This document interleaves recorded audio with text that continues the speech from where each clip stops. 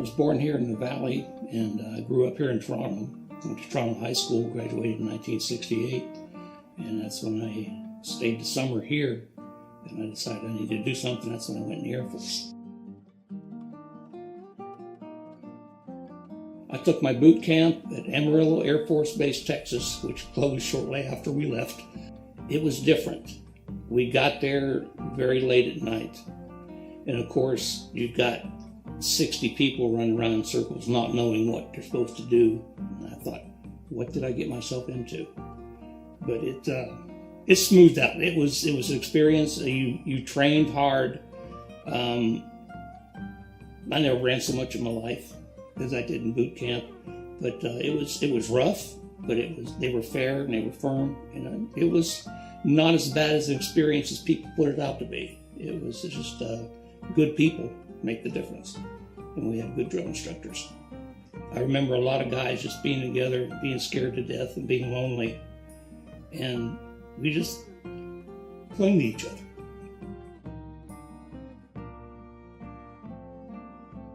I went to tech school for aircraft mechanic in Chanute Air Force Base, Illinois. I was there for, I think, 13 weeks, where I got the fundamentals on aircraft. I had never really touched an airplane until I left to go to the Air Force. And my first flight from Cleveland to Amarillo was on American Airlines, and I'd never been on an airplane before in my life. Chanute was 13 fast weeks. We were just boom, boom, boom. It was tough because you don't know. I didn't know how to marshal airplanes in or park them or how to do this or what you had to be afraid of or anything. And you learn quick. And we trained on a B-52A model, which was one of the first planes they ever built. It was quite an experience. I left there in March of '69.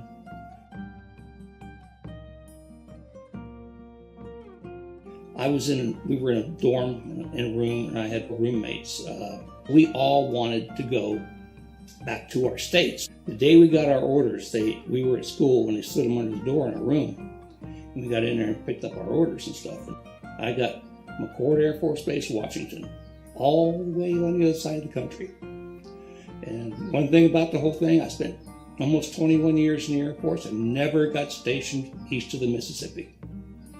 Never. But after tech school, I went to McChord. I didn't have much to do with the aircraft. I was more in a shop atmosphere, doing things in a shop. And so I didn't have a whole lot to do with the airplanes. And it was okay for a while.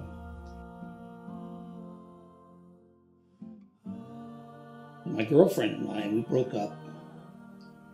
And I went in and I put in for orders worldwide. I wanted to get out of there. I needed to get out of that place. And the guy says, "Where do you want to go?" I had thought about it. I said, "Anywhere but Alaska." I said, "I don't like snow."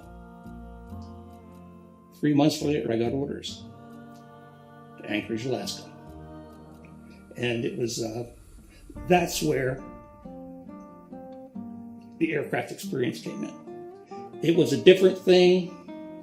With up there, it was more like you would think of an airline, because we would have airplanes come in, we would catch them, turn them around, refuel them, service them anything they needed service, fix anything they needed fixed, and kick them right back out. You talk about stories, there was one.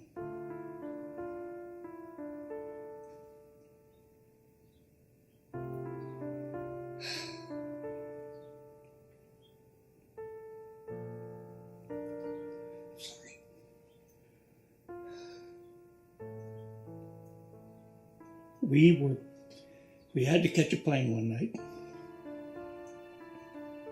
and there's 5 of us on the team, and we're sitting there waiting for the airplane to come in.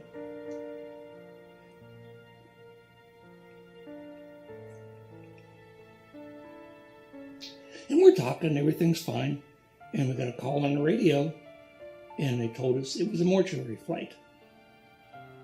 And it was a C-141 cargo plane. And I didn't know what a mortuary flight was. I was just young, just been there a couple months. And the whole truck got quiet. Nobody said a word. And I didn't know. So I started asking questions. And my team chief said we have to decide who's going to go upstairs and run the fuel panel. Because a lot of people didn't want to go on an airplane with bodies on it. And I sit and thought about it.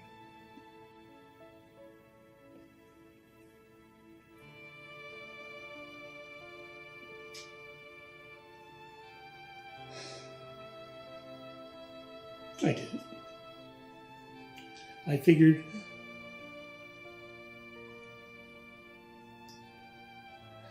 they've got to get home.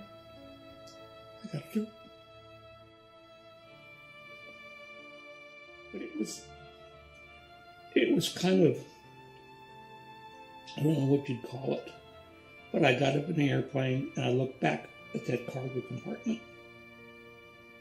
And on the dim lights of that airplane, there were 9 pallets. Now, a pallet's an 8x8 pallet that goes in the airplane, walks in. And each pallet had 9 coffins on it. So I had 81 bodies on that airplane. And it's quite moving. But I wanted to get them home, and I did.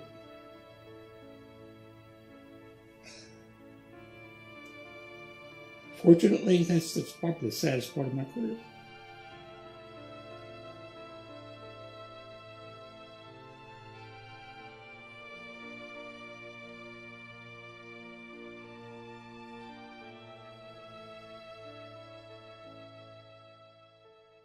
And it was, most of our traffic up there was either bound for Vietnam or bound for the East Coast. I wouldn't even go along and read the names on the coffins, because I found out later on, after I'd left, that a good friend of mine from here in Toronto probably went through there about the time I was here. His name was Chuck Baker. And he died, I think, it was in January. It was either 70 or 71. He was in the Army and he died over there. And Chuck was a good guy. He was a good guy.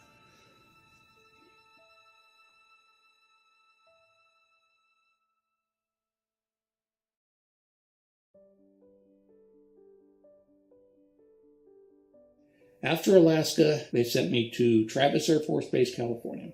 I went to a SAC outfit with KC-135 aerial tankers. I was there about 3 or 4 years.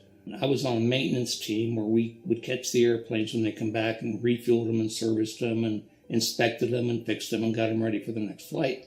So the crew chief would come in the morning and take the airplane and send it out again. Now, crew chief owns the airplane. His name was on the side of it. In the time we had 4 recovery teams, and they decided one of them was going to get disbanded.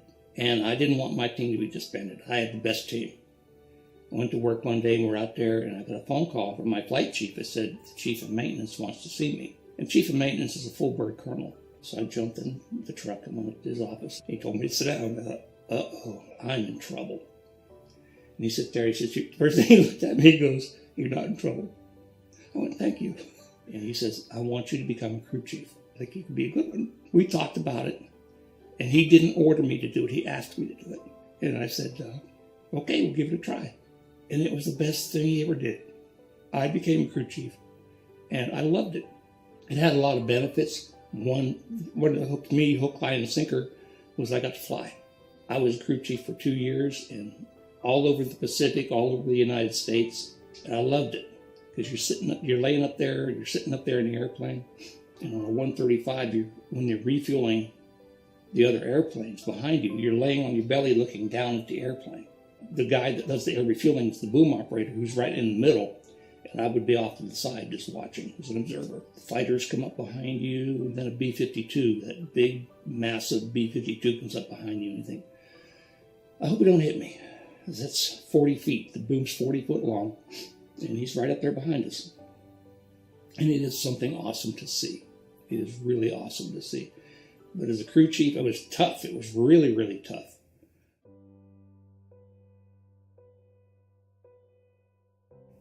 I was a crew chief for about a year. I'd seen people with a patch on their shirt right here that said Master Crew Chief. Those were the best of the best. And I thought, someday I'm going to be a Master Crew Chief. And it happened. I've got medals, decorations, and ribbons that mean nothing to me.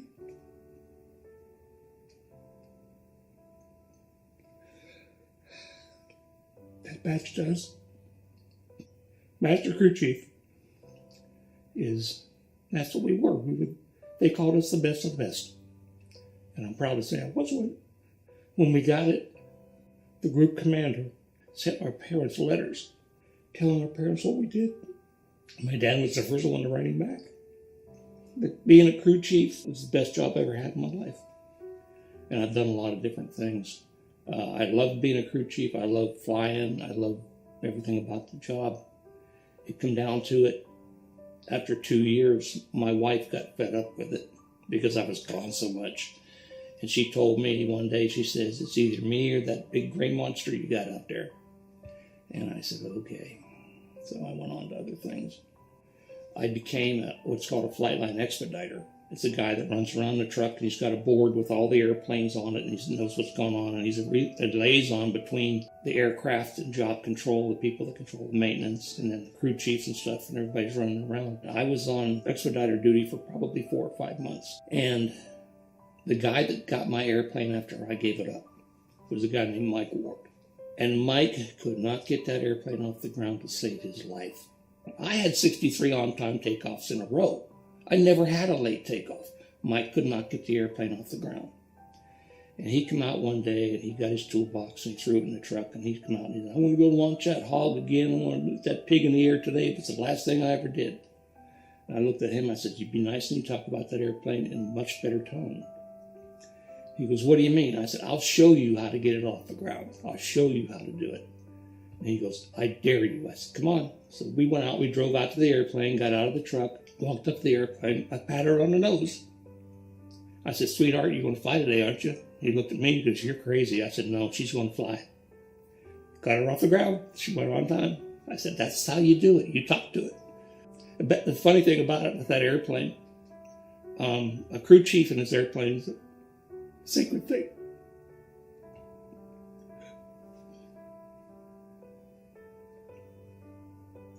There's a close relationship between the crew chief and his airplane.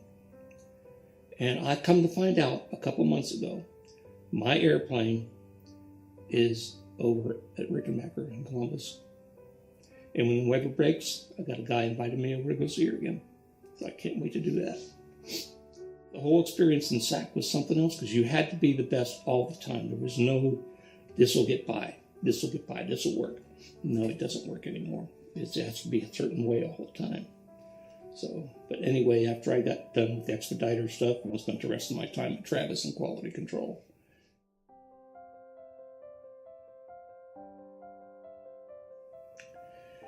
And from Travis, I went to Ellsworth Air Force Base, South Dakota. I had never been assigned to a bomb wing, and I got assigned to the bomber branch on B-52s and worked the office and stuff.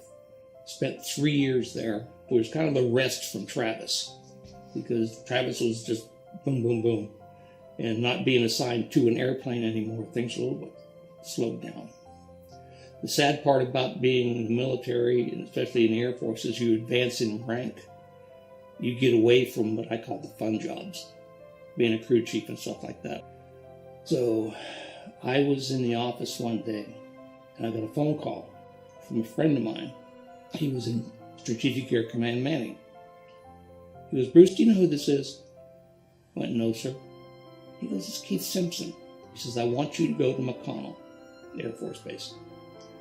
I said, for what? He says, the airplanes, they re-engined the airplanes, the bigger, better engines. And he wanted me to go write training material for it in a different squadron. I said, when do I leave? He says, I'll let you know. I finally got a phone call one day. He goes, we can't do it. The SAC won't let you go. You haven't been on station for 3 years. And I got dejected, and I said, well, man, that really makes me mad. He goes, don't worry about it. He says, I got something else coming along the line. He says, I got you in mind. He says, we're going to do it. So I waited for another month or so, and he called me again. He says, when do we be on station 3 years? I said, March of '84. He goes, pack. He says, you're going to Edwards. I said, what am I going to do at Edwards? He says, you're going to write training material on the B-1B, the brand new bomber. I went, okay, I'll do that. So we went to Edwards, and I met some of the greatest people I ever met in my life, because we were all challenged to do the same thing, and we did it. We did stuff in record time with the B-1B. And then the B-1 was going in production. It's in production. It's going to go to Dyess Air Force Base, Texas. And once the B-1 started getting there, come from the factory, we started losing people. Everybody got orders, but me. And I'm sitting there going, okay, where am I going? What am I going to be doing? So I had the squadron I was in was headquartered out of Texas, in Fort Worth, Texas. And my captain down there I'd worked for before as a lieutenant at Travis. And I knew Glenn, and we talked about it one day. And I called him up, and I was depressed because you don't know what's happening. You don't know what's coming down the line. You're sitting there. You're the only one in the whole squadron right now. You're it. You're the commander. You're the first sergeant. You're the guy that sweeps the floor. And I was the only one there. And I called him up, and I said, Glenn, I said, level with me. What am I doing? He said, just stay there. Be quiet. You're going to be all right. And so I stayed, sat there minding my own business and everything. And got a phone call one day. And it's Glenn, and he said, you're going to have a visitor from the Office of Special Investigation. I said, what on earth for? He says, you need a security clearance. I said, higher than I've got now? He goes, yes. He said, you're going to be visited, you're going to be interviewed, and you're going to fill out a bunch of paperwork. I said, what am I going to be doing? He says, trust me, you're going to be all right. I did that. The guy came, we talked, he gave me the paperwork, I filled it out, I sent it in. About 4 months later, it come back that I was approved. I got the security clearance I needed. And I called back down there. I told him, I said, I got my clearance. I said, no, what's up? He goes, okay. He says, you're going to have another visitor. Major Nissing is going to come and see you. So Major Nissing comes to see me, and we're sitting in the office. I said, okay, can you tell me what I'm doing? He goes, we need to take a walk. And we went out in the middle of the flight line where the airplanes are parked, and nobody's around us. He says, I can tell you now what you're going to be doing. He says, you're going to be on the break-in crew, the ground people floor of the B-2 bomber. You're going to write training material for the B-2 bomber. I went, okay, I can do that. And I wrote training material on the B-2. It was great. I mean, again, I got involved with, everybody was different. Nobody else was there from the first squadron. Now the second squadron's there, and the only one that was there was me. And I met a whole bunch of new people, fantastic people. It was enjoyable, very interesting. But that pretty much sums up my career. Just almost 21 years, and I loved it. I'd do it again in a heartbeat.